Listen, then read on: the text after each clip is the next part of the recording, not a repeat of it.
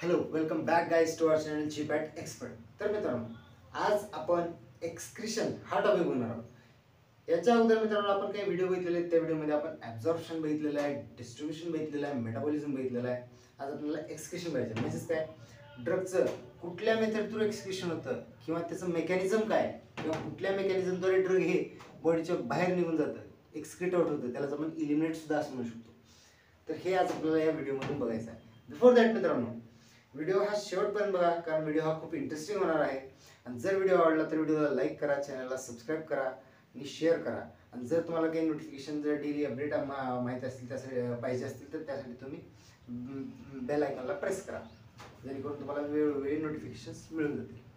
Okay, तर मित्रांनो चला आपण स्टार्ट करूयात व्हिडिओला. तर बघा मित्रांनो, एक्सक्रिशन म्हणजे काय या अगोदर तुम्हाला माहिती आहे, वी नो दॅट. काय माहिती आहे तुम्हाला? त्याच्या अगोदर तुम्ही एक्सक्रिशन बघितलेलं आहे कुठं?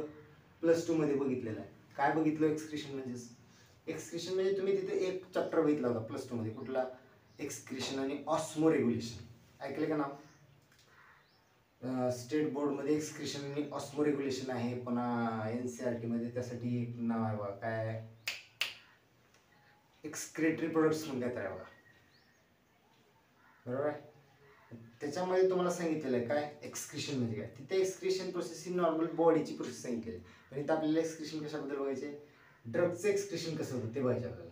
एक्सक्रिशन म्हणजे प्रोसेस एकच आहे, काय? बॉडीच्या बाहेर रिमूव्ह करणे, काय? ड्रग सबस्टन्स असेल किंवा अदर वेस्ट प्रोडक्ट असेल. एक्सक्रिशन एकच, समजते? मग काय म्हणू शकता तुम्ही एक्सक्रिशनला? It is a process of removal of drug substance or metabolites.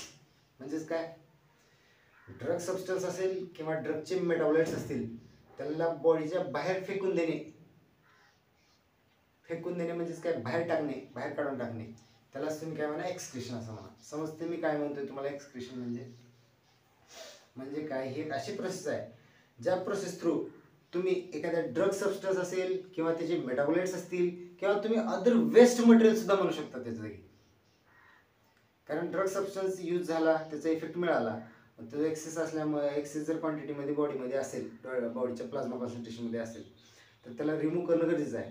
कारण तो जर तिथे असेल तर तुम्हाला हार्मफुल इफेक्ट देऊ शकतो, ॲडव्हर्स इफेक्ट देऊ शकतो. म्हणून त्याला बॉडीच्या बाहेर काढणं गरजेचं असतं. त्यासाठी ही एक्सक्रिशन प्रोसेस करणं गरजेचं असतं बॉडीला, बरोबर आहे. मग त्यासाठी त्याला बॉडीच्या बाहेर रिमूव्ह करावं लागतं, रिमूव्ह आउट करावं लागतं. समजतंय? मग सांगा काय म्हणू शकतो तुम्ही? It is a process of removal of drug substance or a metabolite or a waste material from the body is known as excretion or elimination. त्यालाच तुम्ही एक्सक्रिशन असं म्हणा, इलिमिनेशन म्हणा, एकच. समजते मी काय म्हणतोय? तर समजलं मग एक्सक्रिशन म्हणजे काय? It is a removal of drug from body. Simple सोप्या भाषेमध्ये डायरेक्ट हायलाइट करायचं. काय एक्सक्रिशन म्हणजे? ड्रगला बॉडीच्या बाहेर रिमूव्ह आउट करणे किंवा ड्रगचे मेटाबोलाइट. मेटाबोलाइट कसे असतात? एक तर ॲक्टिव्ह असतील किंवा इनॅक्टिव्ह असतील. समजते? ह्या अगोदर आपण बघितलेल्या मेटाबॉलिझममध्ये. तर बघा, नेक्स्ट मुद्दा काय सांगू शकता तुम्ही? Weekly basic drugs. आता तुम्हाला माहिती आहे ड्रगचं नेचर कसं असतं, एक तर वीक ॲसिड्स असतात किंवा वीक बेसिस असतात. बिफोर दॅट आपण या अगोदरच्या लेक्चरमध्ये बघितलेलं आहे की ड्रगचं नेचर काय वगैरे वगैरे बघितलेलं आहे. तर बघा, वीकली बेसिक जे ड्रग आहेत ते ड्रग फास्टेस्ट, म्हणजे आपण काय म्हणू शकतो त्याला, फास्ट एक्सक्रीट आउट होतात. म्हणजेच काय, वीकली बेसिक ड्रग आहेत आणि एक्सक्रीट आउट होतात फास्टली. कशामुळे आपण म्हणू शकतोय? आता इकडे बघा, आपल्याला माहिती आहे युरिनचं नेचर काय असतं? ॲसिडिक नेचर असतं, बरोबर आहे. मग ते ॲसिडिक नेचर असल्यामुळं जे काही तुमचं ॲसिड हे आहे, आपलं काय म्हणतात, ॲसिडिक कॉन्सन्ट्रेशन आहे, कशाचं? फिल्ट्रेशनचं. त्या ॲसिडिक कॉन्सन्ट्रेशनसोबत हे वीकली बेसिक ड्रग काय होतात? इंटरॅक्ट होतात आणि तिथं काय होतं? न्यूट्रल होतात. ते दोन्ही इंटरॅक्ट झाल्यानंतर ते न्यूट्रलच होणार ना, ऑब्विसली, बरोबर आहे. ते न्यूट्रल झाल्यामुळे ते इझिली रिमूव्ह आउट होऊ शकतात. समजते मी काय म्हणतोय? ओके, तर त्यामुळे ती ड्रग काय होतात? वीकली बेसिक ड्रग काय होतात? फास्टली एक्सक्रीट आउट होतात. कुठून? बॉडी थ्रू, बरोबर. समजते? मग ॲसिडिक युरिनमध्ये कारण काय, ते ॲसिडिक कन्सन्ट्रेशन ऑफ फिल्ट्रेशन सोबत जर रिॲक्ट केली तर मग त्यांचं न्यूट्रल होतं, ते साल्ट तयार होतं. साल्ट तयार झाल्यानंतर ती इझिली रिमूव्ह आउट होतात बॉडीमधून. समजते? त्यामुळे ते फास्टली रिमूव्ह होतात बॉडीच्या बाहेर. समजते? वीकली बेसिक ड्रग हे फास्टली एक्सक्रीट का करतात म्हणून. समजलं. Weakly basic drugs are excreted faster in acidic urine. समजलं. दुसरा मुद्दा काय. नेक्स्ट बघा, आता एक्सक्रीशन उलाले, पण कुठं उलाले तुम्हाला माहिती असलं पाहिजे, बरोबर आहे. त्याची प्रायमरी साईट काय आपल्याला माहिती आहे, लिव्हर ही कशाची प्रायमरी साईट आहे, ही मेटाबॉलिझमची प्रायमरी साईट आहे. तसंच एक्सक्रीशनची प्रायमरी साईट कुठली आहे, एक्सक्रीशनची प्रायमरी साईट कुठली आहे जर म्हणलं तर तुम्ही काय सांगू शकता, किडनी. किडनी ही मेन ऑर्गन आहे किंवा मेन साईट आहे कशाची, एक्सक्रीशनची. किडनी. समजते. किडनी थ्रू बॉडीचं एक्सक्रीशन होतं. आणि ह्या किडनीला सोडून सुद्धा दुसरे काही रूट आहेत की ज्या रूटद्वारे तुम्ही एक्सक्रीशन करू शकता. पण मेजर रूट किंवा मेन रूट जर म्हटलं तर तो कुठला असेल, ड्रगचा, किडनी.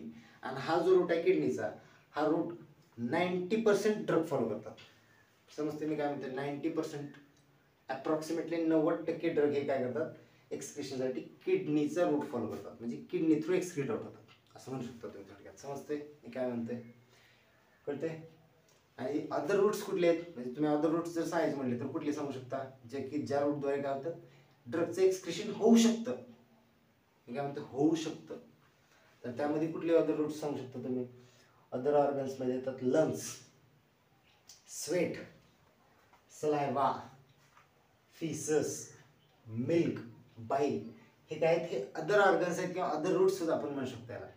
कशाचे थ्रू अदर रूट्स, ड्रगच्या एक्सक्रीशनचे. म्हणजे या रूट थ्रू सुद्धा ड्रगचं एक्सक्रीशन होऊ शकतं. समजते मी काय म्हणते. तर नेक्स्ट मुद्दा बघा मित्रांनो. आता हे झालं आपलं एक्सक्रीशनचे ऑर्गन्स बघितले आपण, अदर ऑर्गन्स. ओके. आणि मेन ऑर्गन तर तुम्हाला माहितीच आहे, किडनी, बरोबर आहे. यामध्ये तुम्ही अदर ऑर्गनमध्ये आणखी एक घेऊ शकता, तो म्हणजे कुठला, टीयर्स. टीयर्स अदरमध्ये आणखी एक घेऊ शकता तुम्ही, टीयर्स.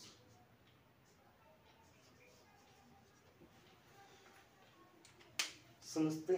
मग कुठले झाले, हे झालं ब्रीफ इंट्रोडक्शन झालं एक्सक्रीशनचं. आता हे एक्सक्रीशन प्रोसेस कुठल्या कुठल्या प्रोसेस थ्रू होते किंवा हे एक्सक्रीशनचं जे मेकॅनिझम आहे हे कुठल्या प्रोसेस थ्रू होतं जर मला तुम्हाला सांगायचं झालं तर तुम्ही काय सांगू शकता बघा. तर त्याच्या प्रोसेस आहेत, 3 प्रोसेस आहेत. पहिली आहे फिल्ट्रेशन, त्यालाच तुम्ही ग्लोमेरुलर फिल्ट्रेशन असं सुद्धा म्हणू शकता. ग्लोमेरुलर फिल्ट्रेशन म्हणा किंवा फिल्ट्रेशन म्हणा एकच. दुसरं आहे सिक्रेशन. आता सिक्रेशनला तुम्ही दुसरं आहे रिअब्सॉर्प्शन. ओके, रिअब्सॉर्प्शन. तर त्याला काय म्हणू शकता तुम्ही, ट्युब्युलर रिअब्सॉर्प्शन. ही झाली दुसरी प्रोसेस. तिसरी प्रोसेस काय सांगू शकता, ट्युब्युलर सिक्रेशन. ओके. तर ह्या झाल्या 3 प्रोसेस झाल्या की ह्या 3 प्रोसेसद्वारे काय होतं, तुमचं एक्सक्रीशनचं जे काही मेकॅनिझम आहे ते फॉलो होतं. तर समजलं, पहिली कुठली आहे, ग्लोमेरुलर फिल्ट्रेशन. दुसरी आहे ट्युब्युलर रिअब्सॉर्प्शन. तिसरी आहे ट्युब्युलर सिक्रेशन. समजते. Is it clear. तर हे झाले इंट्रोडक्शन एक्सक्रीशन बद्दल. मग आता एक्सक्रीशन हे पूर्णपणे समजलं असेल तुम्हाला इंट्रोडक्शन. तर आपण नेक्स्ट पार्टकडे जाऊयात, तो म्हणजे कुठला, त्याच्या प्रोसेसेस बघायच्यात आपल्याला, बरोबर आहे.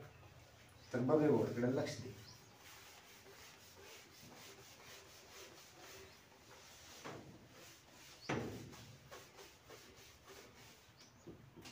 बरं बाळा, बघ माहिती.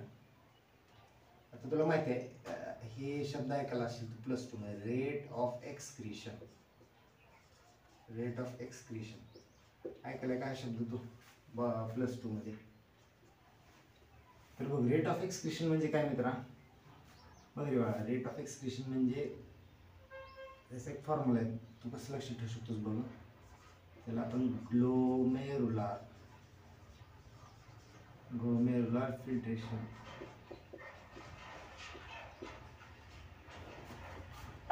Minus tubular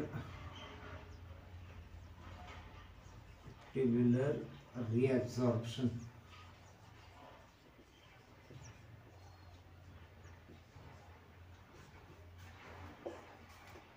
plus tubular secretion.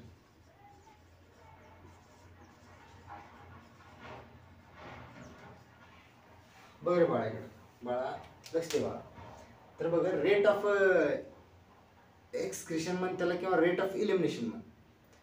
तर तो जो रेट आहे त्याचा एक फॉर्म्युला आहे, काय, rate of excretion is equals to glomerular filtration minus tubular reabsorption plus tubular secretion.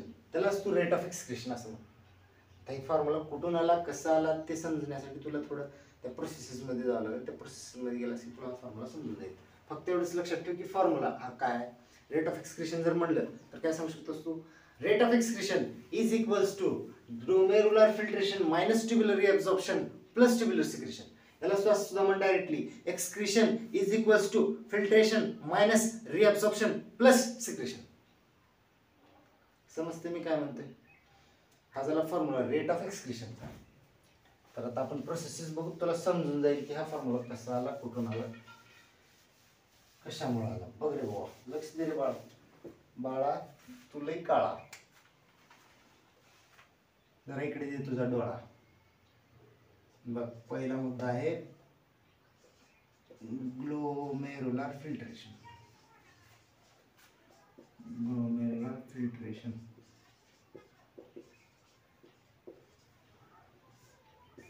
तर बघ याच्यामध्ये ग्लोमेरुलर फिल्ट्रेशन म्हणजे काय. आता पहिला मुद्दा तुला हे माहिती आहे. आता ही आपण एक काढूयात, एक ट्यूब काढूयात. ही याला म्हण आर्ट्रिओल. ही काय आहे, ॲफेरंट आर्ट्रिओल. ॲफेरंट आर्टेरिओल. आर्ट्रिओल ही काय आहे, इफेरंट आर्ट्रिओल. इफेरंट आर्टेरिओल. ओके. आणि हे जे आहे हे आहे तुझं बोमेन्स कॅप्सूल.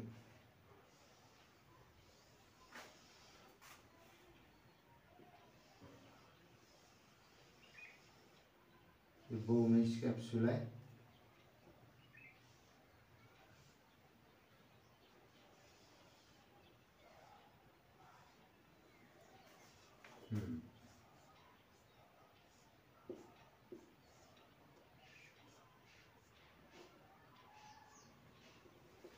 तर बघ बॉयला लक्ष दे. ठीक आहे, हे डायग्राम बघ आता काय आहे. याला म्हणतो Bowman capsule. Bowman capsule. Bowman capsule म्हण यालाच ग्लोमेरुलर कॅप्सूल म्हण. एकच समजते.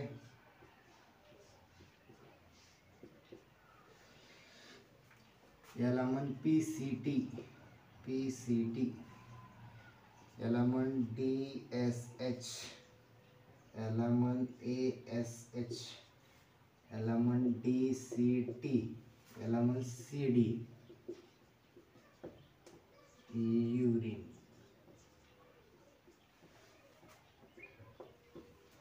ओके. तर समजते का डायग्राम बघ. ही आहे ग्लोमेरुलर फिल्ट्रेशन साठी तुला एक सोपी डायग्राम सांगितलेली आहे मी. बघ आता इथं ही जी प्रोसेस आहे ही आहे ग्लोमेरुलर फिल्ट्रेशन, इथली एवढी. पुन्हा इथं जी प्रोसेस होणार आहे ती आहे रिॲब्सॉर्प्शन. म्हणाला. आणि इथं जी प्रोसेस होणार आहे याला म्हण सिक्रेशन. बरोबर, लक्ष दे की. आता ग्लोमेरुलर फिल्ट्रेशन म्हणजे काय बघ. पहिला मुद्दा ही काय आहे, ॲफेरंट आर्टेरिओल आणि ही काय इफेरंट आर्टेरिओल. पहिली गोष्ट, हे स्ट्रक्चर कुठं असतं माहिती का, किडनीमध्ये प्रेझेंट असते. बरोबर आहे. आपण किडनीमध्ये एक्सक्रिशन बघलो. समजते मी काय म्हणते. किडनी थ्रू एक्सक्रिशन होणार आहे. मग अशी किडनी राहते एक, असे सोयाबीन सारखं शेप राहते. असं बघितलं वाटते. असं नाही, असं राहते बघ. सोयाबीन, बीन, वाटाणा अशी शेपची किडनी राहते. बरोबर आहे. असं बघितलंस का कधी स्ट्रक्चर आहे बाबा. स्ट्रक्चर भेटलंस का कधी. असे स्ट्रक्चर राहते. स्ट्रक्चर राहते ना, समजते का. असं स्ट्रक्चर राहते. हा हे इथे ही जी आहे इथे इथल्या एरियामध्ये, इथल्या एरियामध्ये हे स्ट्रक्चर राहते. तुला दिसून येते असं. हे पूर्ण डायग्राम दिसून येते. समजते का. मग आता आपल्याला इथून एक्सक्रिशन कसं होतंय आणि इथून एक्सक्रिशन मधून लगेच इथून 2 ट्यूब्स बाहेर येतात. बरोबर आहे. एक जाते युरेटरमध्ये आणि एक ही राहते ब्लडमध्ये वापस जाते. ही ब्लडला जॉईंट असते. आपली जी काही ब्लड वेसल्स आहेत ना, ब्लड वेसल्स त्याला जॉईंट असते. ती ब्लड वेसल्सच असतात. ते आर्टरी असतात. ही जे काही आहेत ॲफेरंट आर्टेरिओल, इफेरंट आर्टेरिओल, ती किडनीच्या आतमध्ये जाऊन फिरून बाहेर येतात. त्याच्यामध्ये जातात. तिथं काय होतं, त्याचं एक्सक्रिशन होतं, म्हणजेच काय होतं त्याचं फिल्ट्रेशन होतं, त्या ब्लडचं फिल्ट्रेशन होतं. आणि फिल्ट्रेशन झालं की लगेच काय होतं ते परत परत काय होतात, परत वापस जातात, परत सर्क्युलेटरी सिस्टममध्ये एंटर करतात. बरोबर आहे. म्हणजेच काय असं ही काय झालं, ही किडनी असते तुझी, किडनी आली. आता इथून अफेरंट आर्टरीओल आली, अफेरंट आर्टरीओल आली, अफेरंट आर्टरीओल आली. याच्यामध्ये आली तर फिल्ट्रेशन झालं तुझ्या ब्लडचं, फिल्ट्रेशन झालं, रिअब्झॉर्प्शन झालं, सिक्रेशन झालं. तिन्ही स्टेप झाले याच्यामध्ये तुझ्या. तिन्ही झाले की मग लगेच हे इफेरंट आर्टरीओल थ्रू काय होतं, ब्लड तुझं रिव्हर्स बॅक बाहेर येतं. इफेरंट आर्टरीओल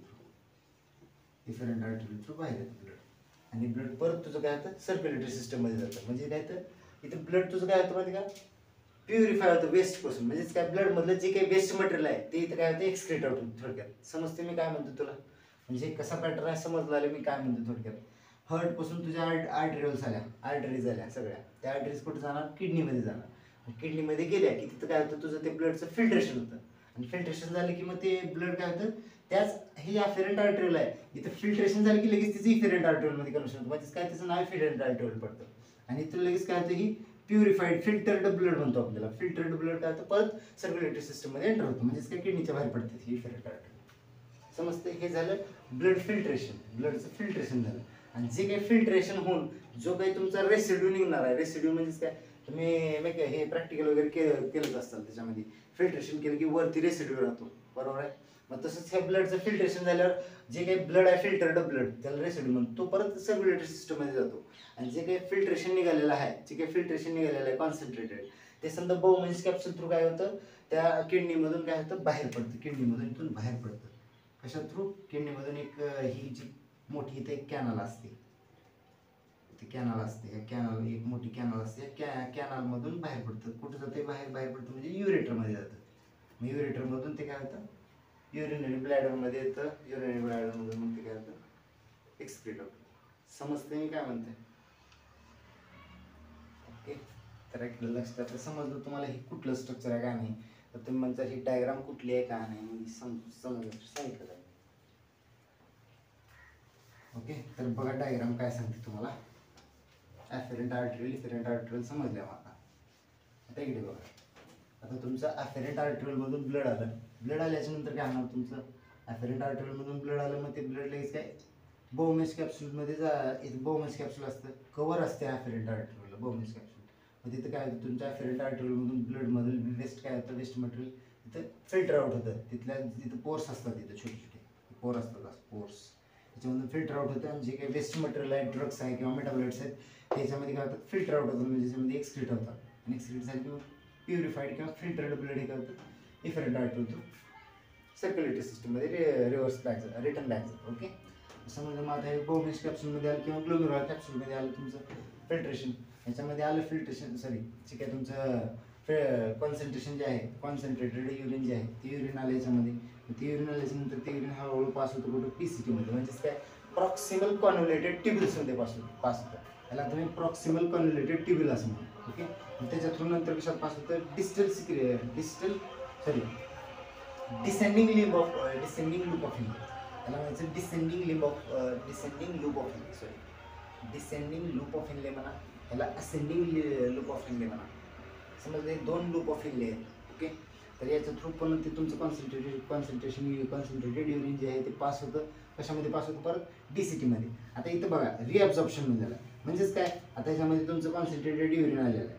यामधलं जो काही महत्त्वाचा जो काही पार्ट आहे, म्हणजेच कुठले साल्ट्स असतील किंवा वॉटर असेल, तर हे सगळं काय करतं माहिती का, परत इथे ही काय आणखी काही ब्लड वेसेस असतात. याला जरा की व्हॅसा रेक्टा असं म्हणतो, याला असं सराउंड केलेलं असतात, व्हॅसा रेक्टा म्हणतो आपण त्याला. त्याच्यामध्ये काय होतं माहिती का, परत हे रिअब्झॉर्ब केलं जातं. काय, ह्या कॉन्सन्ट्रेटेड युरिन मधलं काही महत्त्वाचा जो काही पार्ट आहे तो परत रिअब्झॉर्ब करून घेतला जातो. कशामध्ये, ब्लडमध्ये. म्हणजेच काय, वॉटर जर असेल, वॉटरची क्वांटिटी जास्त असली तर त्या वॉटरला ॲब्झॉर्ब केलं जातं परत कशामध्ये, ब्लड वेसलमध्ये. आणि ते ॲब्झॉर्ब करून युरिनला कसं केलं जातं, मोर कॉन्सन्ट्रेटेड केलं जातं. बरोबर आहे. समजते मी काय म्हणतोय, मोर कॉन्सन्ट्रेटेड केलं जातं. आणि ते कॉन्सन्ट्रेटेड केलं जातं. मग इथून काय केलं जातं, हे वॉटर साल्ट्स किंवा जे काही महत्त्वाचे इलेक्ट्रोलाइट्स आहेत, जसे की सोडियम, क्लोरीन असेल किंवा आणखी कुठले इलेक्ट्रोलाइट्स असतील, तर ते इलेक्ट्रोलाइट्स इथे ॲब्झॉर्ब केले जातात. त्यालाच आपण काय म्हणलेलं, रिअब्झॉर्प्शन प्रोसेस म्हणलेली. समजते. मग इथून रिअब्झॉर्प्शन झालं की मग परत ते जे कन्सन्ट्रेटेड आहे ते पुढे फॉरवर्ड केलं जातं डिस्टल कॉन्व्हर्टर टेबलमध्ये. मग इथं काय केलं जातं, इथे याच्यामध्ये परत ह्या युरिनमध्ये काय सिक्रेट केलं जातं, काही इलेक्ट्रोलाइट वगैरे सिक्रेट केलं जातं, जे की sodium, chlorine ions, sodium ions किंवा वॉटर, या सगळ्या गोष्टी काय केल्या जातात त्याच्यामध्ये सिक्रेट केल्या जातात युरिनमध्ये, परत कन्सन्ट्रेटेड युरिनमध्ये. म्हणून त्याला आपण काय म्हणतो, सिक्रेट केल्यामुळे ते सिक्रेशन प्रोसेस म्हणतो. सिक्रेशन कुठं होतं, डिस्टल कन्व्हर्टर ट्यूबलमध्ये आणि कलेक्टिंग डक्टमध्ये, बरोबर आहे. मग हे झालं सिक्रेशन, समजलं. मग आता फिल्ट्रेशन म्हणजे काय, रिअब्झॉर्प्शन म्हणजे काय, आणि सिक्रेशन म्हणजे काय, तिन्ही प्रोसेस झाल्या आणि तिथून झालं की लगेच युरिन होतं. मग युरिन सिक्रेट झालं की लगेच पुढे पास होतं लगेच कशामध्ये, कलेक्टिंग डक्टमध्ये. CD stands for collecting duct. Okay, तर मग कलेक्टिंग डक्ट थ्रू लगेच युरिन तुमचं पुढे पास आउट होतं युरेटरमध्ये आणि मग पुढे एक्सक्रीट आउट होतं. ओके, समजते. मग ही पूर्ण डायग्राम काय आणि मेकॅनिझम काय आहे थोडक्यात ओव्हरऑल. ओके, तर समजलं ग्लोमेरुलर फिल्ट्रेशन म्हणजे काय. तर बघा, हे ग्लोमेरुलर फिल्ट्रेशन जे आहे ते दोन गोष्टीवरती डिपेंड करतं. कुठल्या कुठल्या, पहिली गोष्ट काय आहे बघा, पहिला मुद्दा जो आहे तो आहे renal blood flow. Renal blood flow, आता ही रिनल म्हणजे काय म्हणतात, रिनल म्हणजे दुसरं तिसरं काय नाही बाबा, किडनी आहे, लक्ष दे इकडे.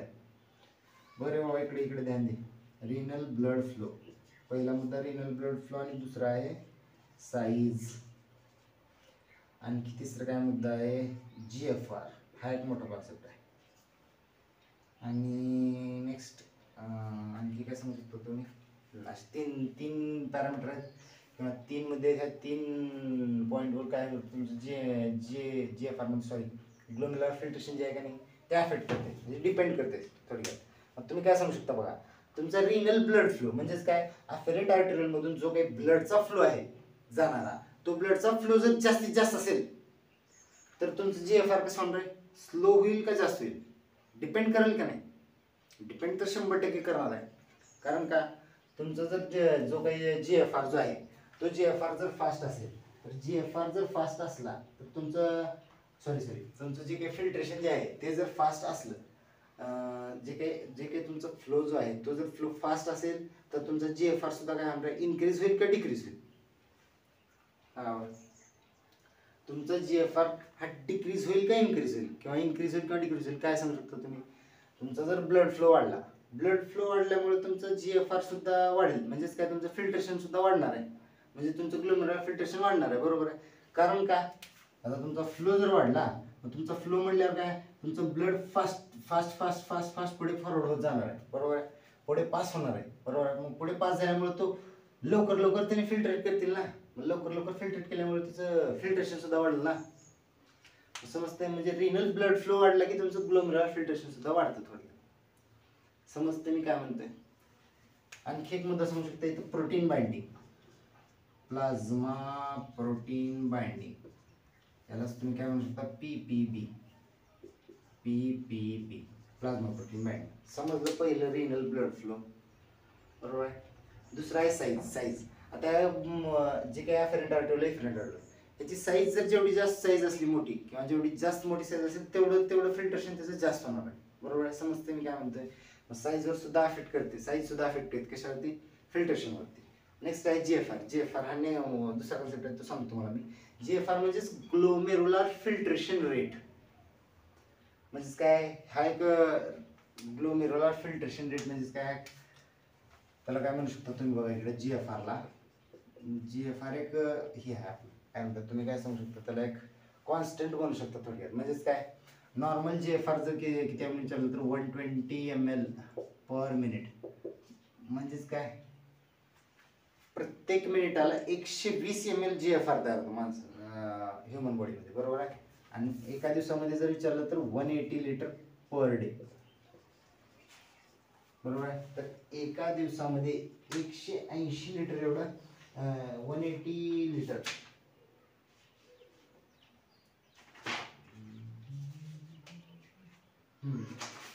180 लिटर पर डे एवढा GFR तयार होतो, समजते. म्हणजेच काय, ग्लोमेरुलर फिल्ट्रेशन रेट, समजतंय. नेक्स्ट मुद्दा जो आहे तो आहे प्लाझ्मा प्रोटीन बाइंडिंग.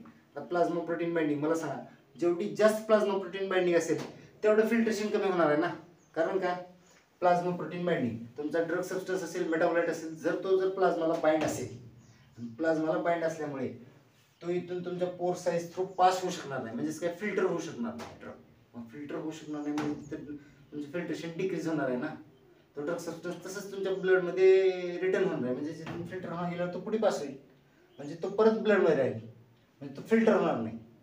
त्यामुळे काय म्हणू शकतो आपण तुम्ही, plasma protein binding is increases then glomerular filtration is decreases. समजलं ग्लोमेरुलर फिल्ट्रेशन म्हणजे काय, ते कशावरती डिपेंड करतं किंवा काय काय आहे. Okay, is it clear all? समजलं का बाळांनो? बाळा जरा ध्यान देऊन बघितलं, समजते का बघ जरा. असलं कोण बी सांगत नसते रे बाबा, ध्यान दे. डोकं उठून गेलं तर असं कोण सांगत नाही. बघा आता ग्लोमेरुलर फिल्ट्रेशन झालं, ह्याच्यानंतर नेक्स्ट स्टेप आहे ती म्हणजे कुठली आहे बघा. नेक्स्ट प्रोसेस म्हणू शकतो असतो त्याला.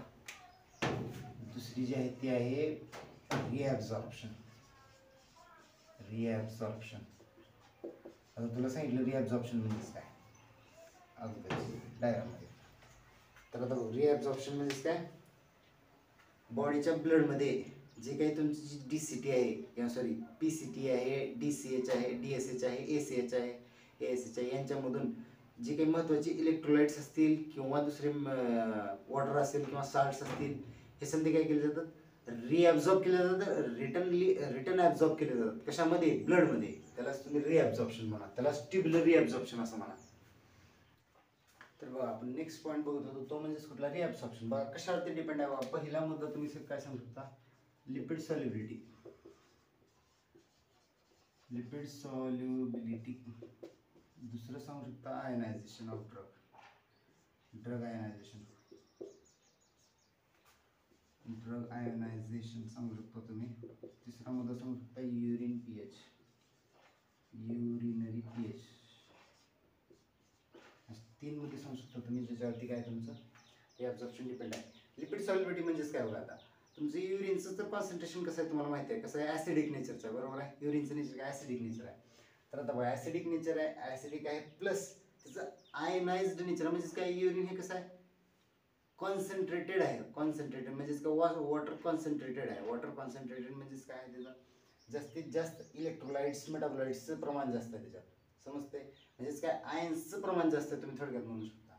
समजते, मग आयनचं प्रमाण जास्त असल्यामुळं तुमचा जो काही ड्रग आहे तो आहे, जो काही आयोनाइज ड्रग आहे तो इझिली एक्सक्रीट आउट होईल ना. कारण आयोनाइज जर त्याचं हे असेल काय म्हणतात, कॉन्सन्ट्रेटेड युरिनचं जर नेचर आयोनाइज्ड असेल तर तिथं तुमचा ड्रग सुद्धा आयोनाइज असलेला तो इझिली एक्सक्रीट आउट होईल ना. मग त्यासाठी बघा लिपिड सॉल्युबिलिटी, ड्रग जर लिपिड सॉल्युबल असेल तर तो एक्सक्रीट होण्यासाठी त्याला थोडंसं म्हणजे अडथळा येऊ शकतो, तुम्ही असं म्हणू शकता. म्हणजेच काय, वॉटर सॉल्युबल जे काही ड्रग आहेत, जे काही हायड्रोफिलिक ड्रग आहेत ते इझिली एक्सक्रीट आउट होऊ शकतात. समजते मी काय म्हणते, कारण काही युरिनचं जे नेचर आहे ते आयनाइज्ड नेचर आहे. म्हणजे युरिनचं जे कॉन्सन्ट्रेटेड नेचर आहे ते आयनाइज्ड आहे, कारण युरिनमध्ये जास्तीत जास्त प्रमाणामध्ये आयन्स असतात, कारण ते वॉटर कॉन्सन्ट्रेटेड असतं, वॉटर कॉन्सन्ट्रेटेड. समजते मी काय म्हणते. त्यामुळे लिपिड सॉल्युबिलिटीचा जास्तीत जास्त इम्पॅक्ट पडू शकत नाही. कारण काय, जर ड्रग जर लिपिड सॉल्युबल असेल तर ऑब्व्हियसली तो रिमूव्ह होऊ शकतच नाही. कारण काय, रिमूव्ह होऊ शकत नाही म्हणजेच काय, एक 80% तो रिमूव्ह होण्याचे चान्सेस आहेत, फक्त 80%, 70-80% तुम्ही असं म्हणू शकता. तर नेक्स्ट मुद्दा बघा, ड्रग आयनायझेशन. ड्रगचं आयनायझेशन म्हणजे काय, ड्रगचं जेवढा हायली आयनाइज ड्रग असेल तेवढा इझिली तो काय होऊ शकतो, इझिली एक्सक्रीट आउट होऊ शकतो. म्हणजेच काय, त्याचं रिॲब्झॉर्प्शन पण होऊ शकतो आणि तो इझिली एक्सक्रीट आउट पण होऊ शकतो. समजते मी काय म्हणतोय.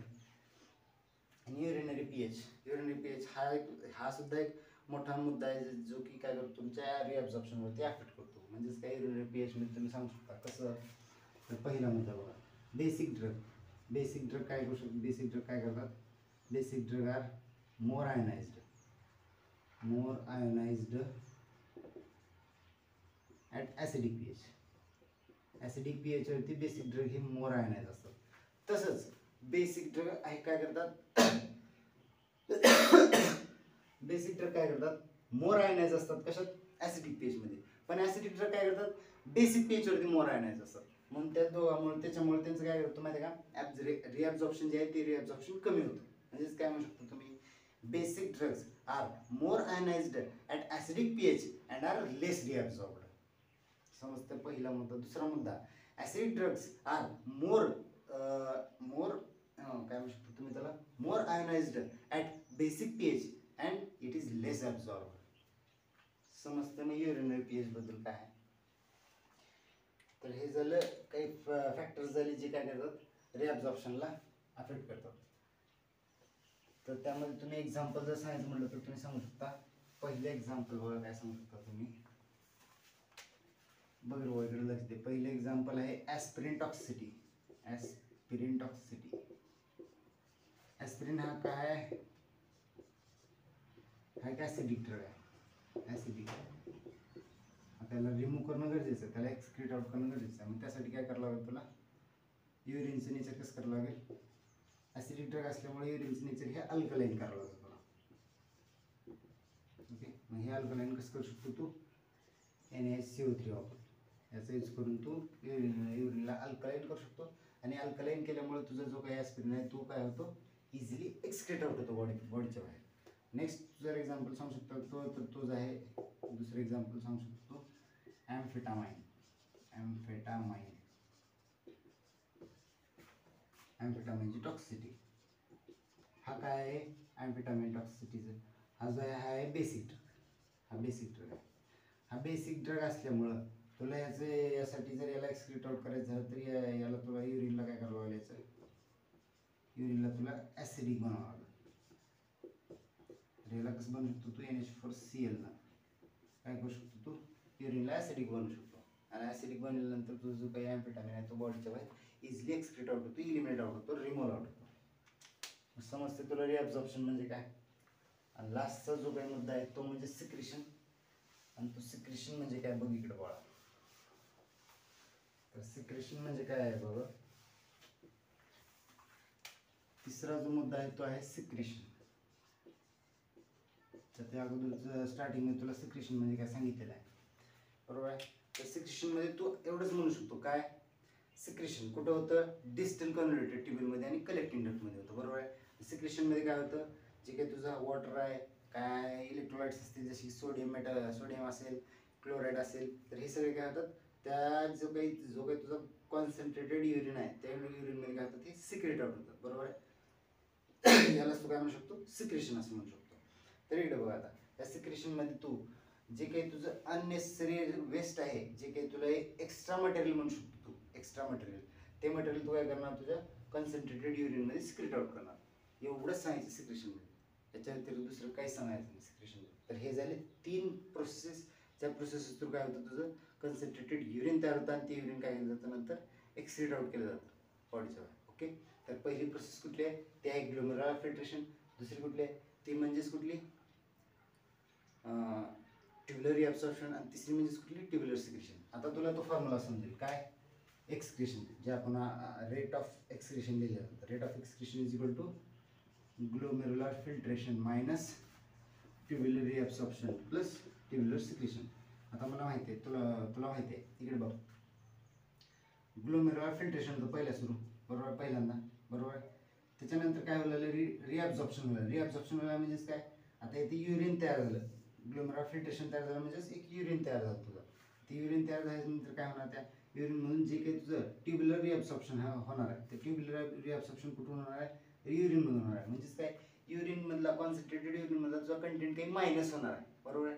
मायनस म्हणजे काय, कमीच होणार आहे ना, मग तो कमी होणार आहे म्हणून आपण त्याला काय म्हणतो मायनस ट्युब्युलर रिअब्सॉर्प्शन. म्हणजे काय, कमी होणार आहे कंटेंट तुझा, मायनस होणार आहे, बरोबर आहे. आणि ट्युब्युलर सिक्रेशन प्लस होणार आहे, म्हणजेच काय, सिक्रेशनमुळे तुझ्या कंटेंटमध्ये वाढ होईल आहे त्याच्या, बरोबर आहे, त्या कंटेंटमध्ये वाढवलं आहे. म्हणून तो फॉर्म्युला असं लिहू शकतो आपण काय, glomerular filtration minus tubular reabsorption plus tubular secretion.